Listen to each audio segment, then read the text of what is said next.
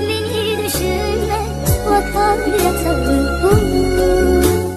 Uydur nə qədər bəhanələr var, gör nə qədər dəli divanələr var. Səni məni sənə xatırladacaq, bax gör nə qədər işarələr var. Bəhs edim sənə xatirələrdən, ömürdən gedən saniyələrdən. Gözündə yaşla leysana döndü, sevgimin ocağı bir anda söndü. Hər kəs getdi, sən də get, gözlərimə heç baxma get. Nə zamansa üz-üzə gəlsək də, halımı da heç sorma get. Qəlbin varmı ki sevmisən, peşmansan geri gəlmisən. Heç diri gömülmək midir, sevə-sevə tərk edilmək midir? Bir quru candır, bir də mən sığmışım üdlə ömrədən.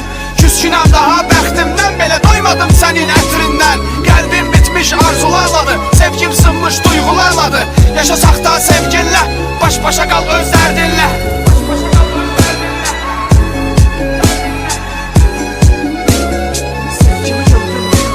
Sevgimi gömdüm bir məzara, başdaşında xatirələrimi yazdım. Beləcə ömürlük mən sevgiyə nöqtə qoydum, həsrət qaldım. Görüşümüz qəbildi sevgimiz kimi, sevgim sındı bir budaq kimi. Gönə bir dostum var tənhalıq, onunla baş-başa dərdləşib ağladıq. Qar yağdı, bumumuza döndüm, səhrada dəli məcnuna döndüm. Günəşin üzünü buludlar aldı, şəffaf sevgimi sellər apardı. Ayılıb nifrət sevgiyə qarşı, gecələr uzundur gündüzə qarşı. Baxışlarım məni aldatdı, sarsıtdı, gülən gözüm ağlatdı. Həmişə bağışladı